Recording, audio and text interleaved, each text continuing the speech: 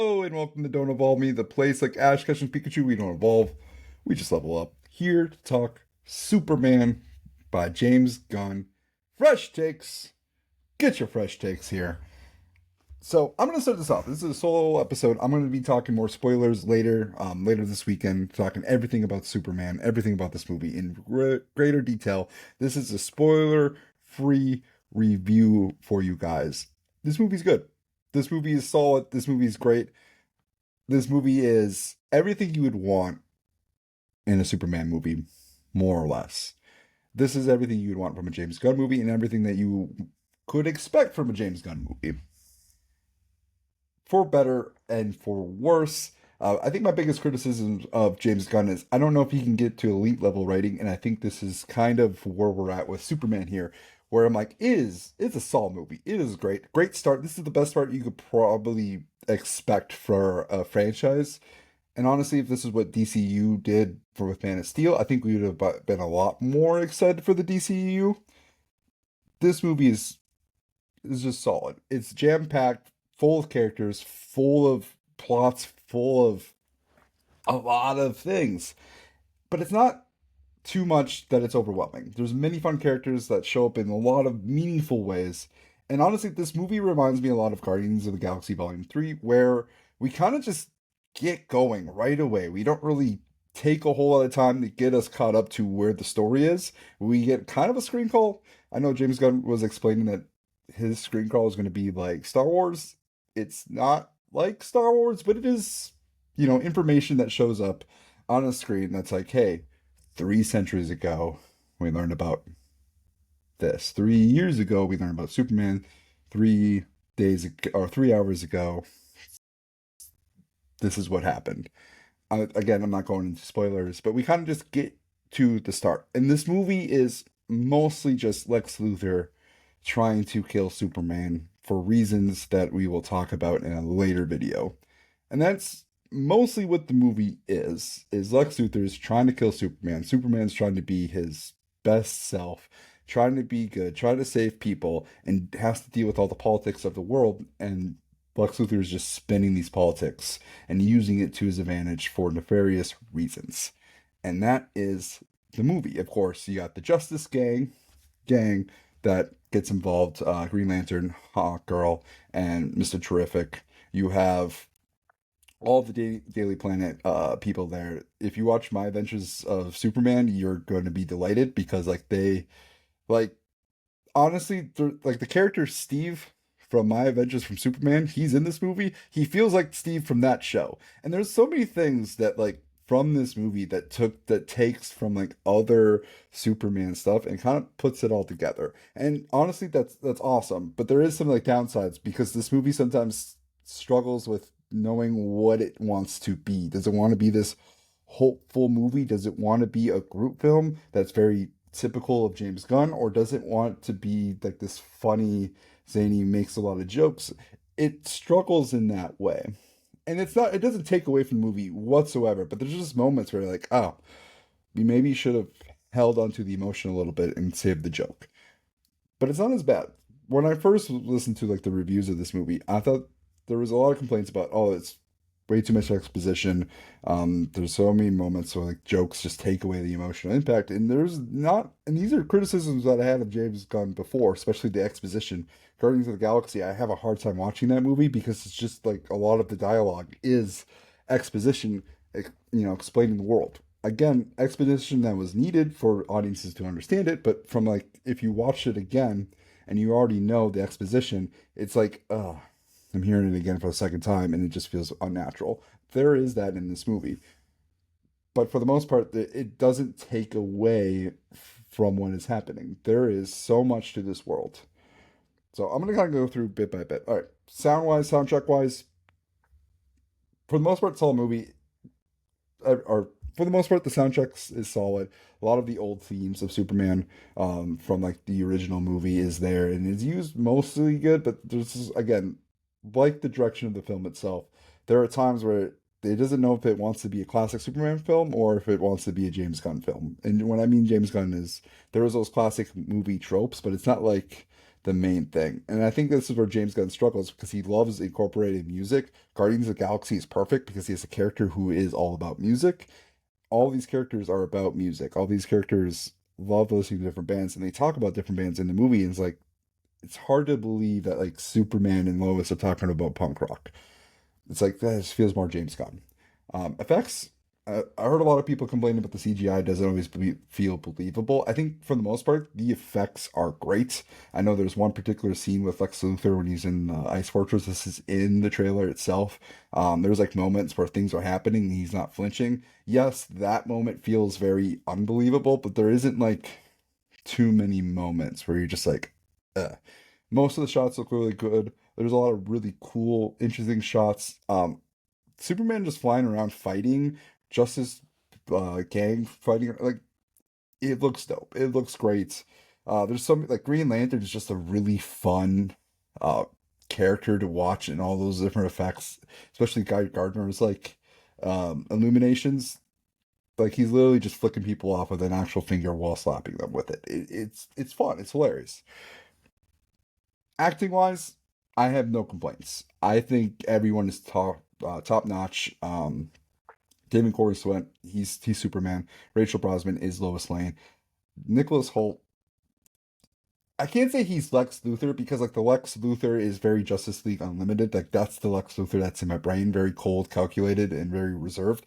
This Lex Luthor isn't reserved. This Lex Luthor is fucking like maniacally crazy, but very intellect. Like I am impressed with Nicholas Holt's Lex Luthor. I think writing wise, there's something to be said with him, but performance wise, best Lex Luthor on screen, like by far better than Jesse Eisenberg from Batman vs Superman. By far better than that. Like by far better than Kevin Spacey. Like he's just a really good Lex Luthor. Yes, I have more to say about it, but I'm like debating if I want to get into the characters. Plot wise, I feel like plot wise, we just get really deep into it right away, and there's not a whole lot of room for breathing. And I maybe this is just me really loving television shows and wanting to know more plot, especially watching One Piece, wanting to know like the motivations for a lot of these characters. We don't really get that. We just get really into the action and we get little tidbits of it. It could have been deeper. We could have learned a little bit more. Lore wise, about the world of the DC universe, there's so much love from James Gunn. And that's what gets me really excited about the DCU is just like this feels like a very believable world. This feels like a world of metahumans. It feels like he's trying to build the lore of the DCU. He's trying to build the lore of DC Comics. And it feels like DC Comics. It feels like a comic book movie, for better for worse, but it feels like those like it feels like a comic book. And I love it. I want like as someone who reads comics, as you can see all the comics that I have, that's what I want from movies and from TV shows. Like I want the stories from the pages to go just flow into it and not feel changed in a sense of like, oh, it's a movie, it has to be more realistic. This movie doesn't feel that way. There's so many things where you're like when you think about it, you're like, oh, does that make sense? Like you just randomly throw some like comic book knowledge in there and it's like a comic book explanation of like why this character is doing this or like why does he have this power and it's like you this world believes it. You're like, oh, I've seen many crazy things. And I think the biggest thing I love about the world is so much there's always like world-ending threats. It seems like every single day, which feels like a Superman trope because this is what he does. He deals with planetary threats or city threats all day or all day long almost, not all day long, but like it seems like it happens often. And in this movie, when things are happening in the background, like you will see some crazy shit happening in the background, and Superman's like, "Oh, they got it," and Lois and Jimmy, they're just like, "It's another Tuesday." Like this feels like a really believable world. Characters react in a believable way, and I enjoy it. And it seems like everywhere we ended up, we just got more characters, more lore, more background, like off phrases that teases other things that me and Brandon will get into it, and we'll be very excited about it because we were talking about a specific character that they mentioned in this film, and no one has talked about it. And I'm not talking about it here because it's a spoiler review, but I'm excited to talk about that little mention because again, that the mention is very James Gunn. Ian, no, I don't think that works. Yeah. All right. Let's characters. David Coruscant, Superman. Okay, yeah, we were getting into this. Um, Superman, Clark Kent. I really like that mixture. We didn't get enough of like that change. We didn't get enough of like Super David Cornsweet, Clark Kent needing to run into rescue right away. We didn't get that feeling of Superman. Not that I needed it, but I wanted to see more of it. That's something that I would like for them to add into future films. It just see more of that dynamic. Again, maybe that's just the TV show version of me. Like by Adventures of Superman, we get that daily. Like that is just a daily thing that we have to deal with in each episode. Is just Clark Kent needing to find an excuse to leave so he can go save the day. Like I wanted to see more of that, but I'm not going to complain about it because he was busy being Superman the entire movie. Again, Lois is one of the closest that we ever seen for like Rachel Brosnan is great. Jimmy Jimmy Olsen. So I made a mention in the preview video that like I was excited to see Jimmy for being Jimmy, and I was always sick of kind of like the new iteration of Jimmy where he's more like African American and serious. Nothing of the fact that like I have no problem with him being a different color, perfectly fine. My Adventures of Superman, different color, but he felt like Jimmy Olsen, and that's what I want. I want a Jimmy Olsen that feels like Jimmy Olsen, and this Jimmy Olsen feels like Jimmy Olsen. He's not involved enough. I wish him and Clark had more of a relationship because I wanted to see more of that. But the way he gets involved is funny, but also very James Gunn. Like Ian, is that a? I don't know if I want to try to make that a thing, but Jimmy feels like a James Gunn character for better or for worse, but he does feel like Jimmy Olsen, and that's honestly awesome.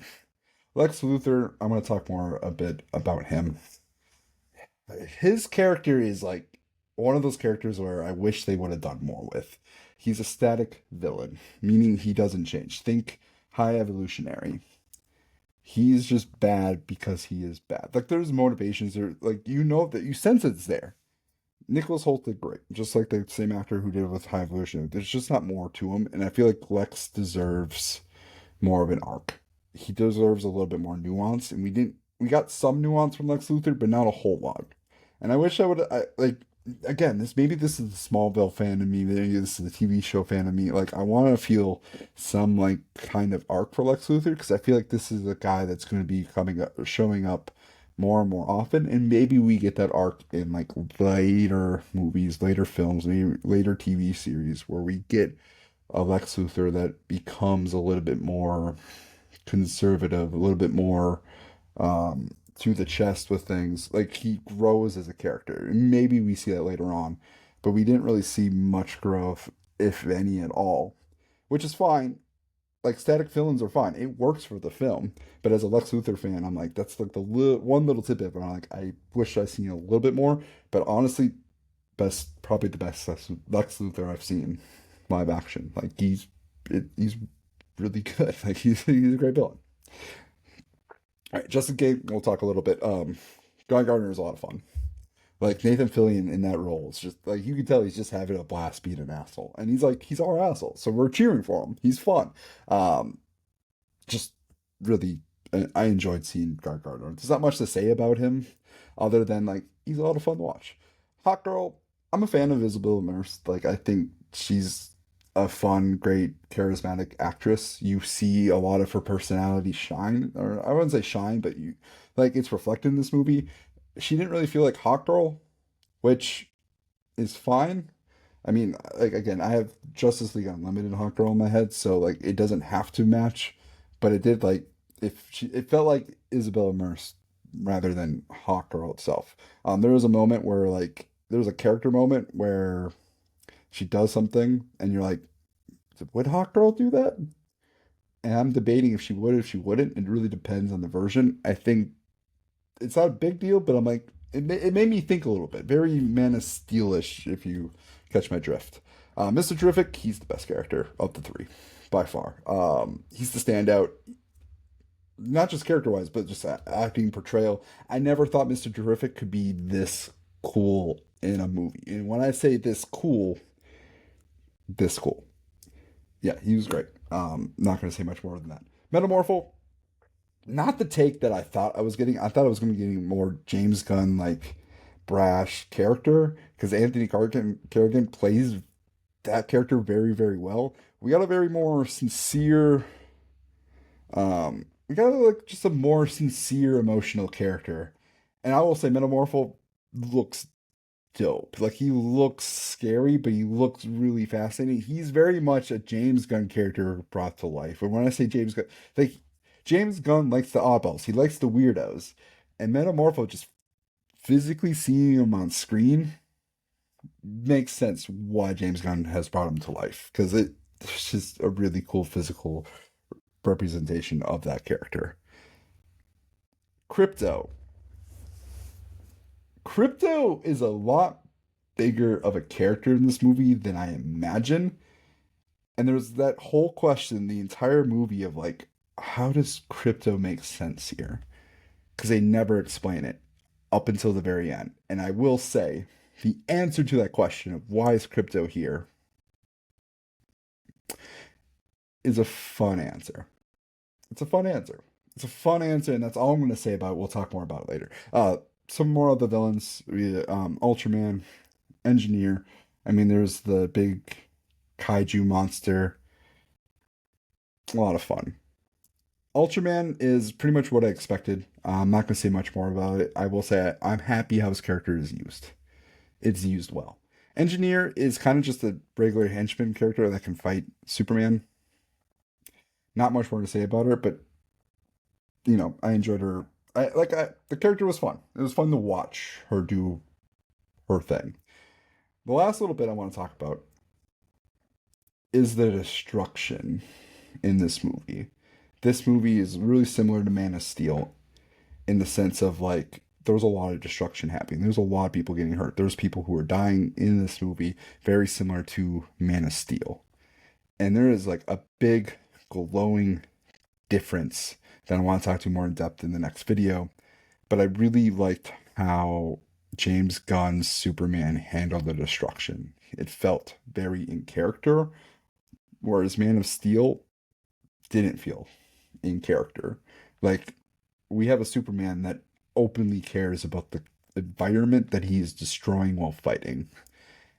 Like, the same Superman in comics, the same Superman in video games, and all these other, like, we saw it live action, we saw a little bit more focus of that.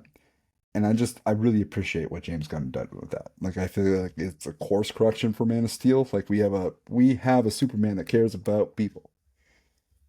And that's awesome. Um, I know there's a lot of criticism coming from like politics about Superman being too woke. For those worried about that, uh, I don't know really what to say other than like this movie has political nature to it, but it isn't really sending a message.